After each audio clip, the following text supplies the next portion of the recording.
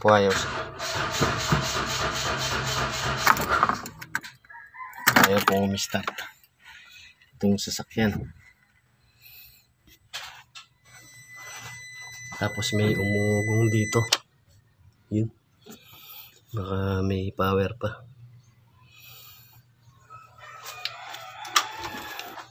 Pa-start po natin. Ayaw start. Yan po, chicheka muna po natin tong kanyang spark plug. Kasi po, pinatay lang. Ayan ang start to yung sasakyan na to. Kaya i-check po natin yung spark plug, baka napundi na busted. At dito muna po tayo. Tapos yung mga kung okay na po, napalitan na yung spark plug. Yan doon tayo pupunta sa mga yung power niya, sa mga tapos titest natin yung coil, yung supply, lahat po. Doon tayo mag-uumpisa kasi pinatay lang po, ayaw nang start eh. Ito lang po yung unang natin gagawin. Yan po, bubunutin natin yung mga niya, yung mga coil niya, bawat isa. Tapos palitan natin tong mga spark plug. Habang binubunot po natin tong mga spark plug niya, ang po nito, hindi pa napalitan tong kanyang spark plug. May git na 5 years na itong sasakyan na to. Baka natin na napundi lang yung spark plug. Maganda naman yung retondo niya. Okay naman yung retondo, malakas ang baterya. Ayaw lang magtuloy, crank lang ng crank. Ayaw magtuloy yung makina. Kaya tingnan muna po natin tong kanyang spark plug bago tayo pumunta dito sa kanyang supply. Ayan po, bubunutin na natin isa-isa itong mga spark plug niya. I-check up natin muna. Ngayon pag talagang sa may na 5 years, kailangan na natin palitan na po natin ng bago para sigurado na. Ayan po, iikpitan na natin at nailagay na natin yung bago. Kung ayaw pa rin umandar, siyempre i-check up natin nito yung kanyang fuel line. Kanyang coil po, yan ilalagay na natin. Pagka tinest po natin itong coil, okay naman po siya. Yung okay naman yung resistant ng coil at walang pundi. At dito, ayan po, at i-test natin itong linyang to, yung kanyang Dito po, yan po, mababa yung kanyang power supply sa galing sa kanyang main. Meron naman po yung reading, kaso yung sa power supply niya, yung main na 5 lang po yan, 5 voltage lang po lumalabas. Dapat doon may gitna 12 volts ang palalabas niya, 12 volts something. Kaso yan po, yung sa ground at saka sa signal, okay naman po siya. Kaya may umuugong, baka may problema, grounded or nagkukulang ng supply dito sa kanyang computer box. Kasi po yung ganitong na namatay din yung supply nung kanyang fuel pump at hindi nagbibigay ng power dito sa coil. Posible po sa computer box or yan po, tinest natin, lumitaw na 5 point something lang po yung kanyang voltage. Ito na po yung problema niya, kaya ayaw umistart din yung kanyang fuel pump dahil mababa ang voltaheng nakukuha niya. Kaya dito tayo mag-concentrate. I-check up po natin din yung supply nung kanyang crankshaft sensor. May pinapalitaw po siya ng 0.7. At subukan natin sa pangalawa. Meron po siya 0.7.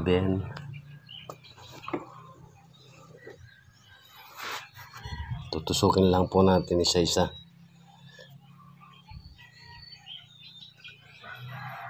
Sa gitna, baka itong 0.7 na to, ito yung signal. Sa gitna, tingnan natin.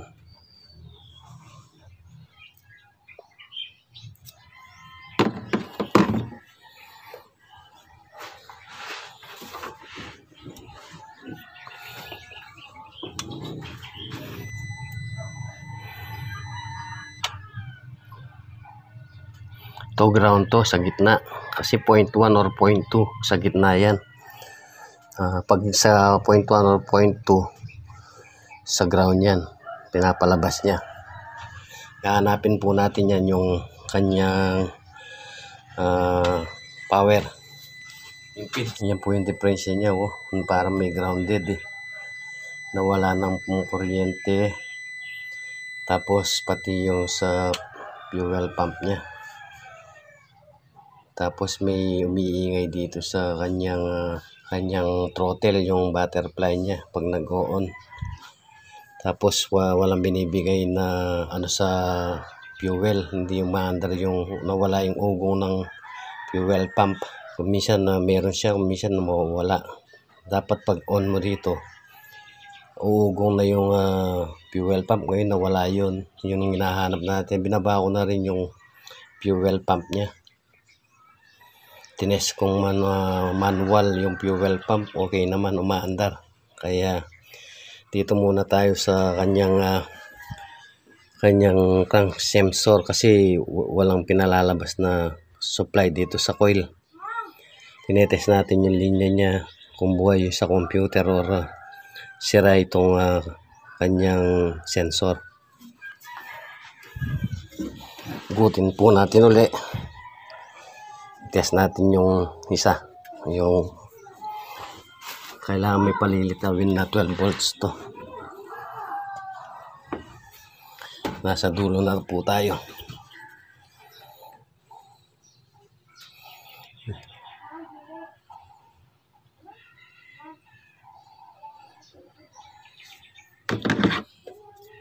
Ganito lang yung pag-test ng sundutin lang po ng matilos na para makita natin yung tapos i-on lang po.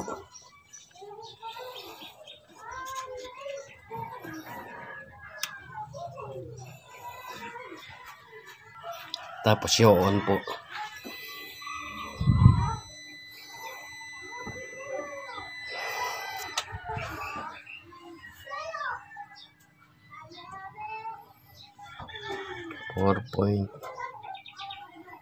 .5.0 voltage, 5 point voltage.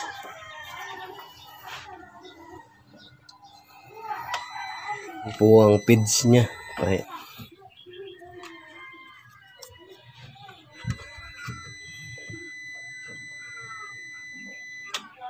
4.98. Yan po yung signal niya galing sa computer. Okay naman po. Ibig sabihin okay yung computer. Yan po. Nakapatay na po. Nandito na po yung susi. Nagumuugong pa. Yan po yung inaalis natin. Tsaka yung mababa yung voltaheng pinapalabas niya dito sa kanyang sensor. Dito sa kanyang computer. Dapat 12 volts to Itong isa dito sa main niya.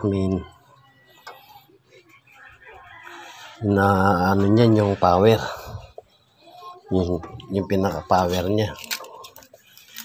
Maano yung voltaheng pinalalabas. Ito yung diferensya niya. Kaya pati yung sa fuel pump ayaw. Kung minsan meron siya, kung minsan wala. Okay yung computer na lang yung pumapasok na power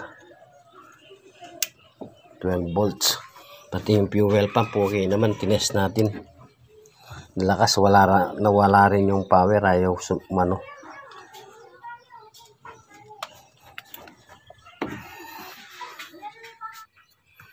ito po yung binabana natin ito binabana natin itong fuel pump na to. Yan Yan. Binabana natin. Wala na yung ugong niya. Dati umuugong to pag inon mo. Ito binabana po natin ito. Tinest natin. Okay naman yung tinest natin sa rektang baterya. Okay no. Wala lang yung niya.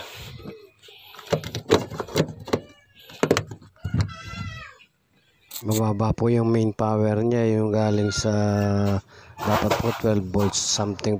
Tinest po natin yung yung sa fuel pump niya, okay na po siya. bumuga na. Dati walang bumubuga siya sa kanyang fuel pump. Ngayon po yung papuntang magana galing sa fuel pump.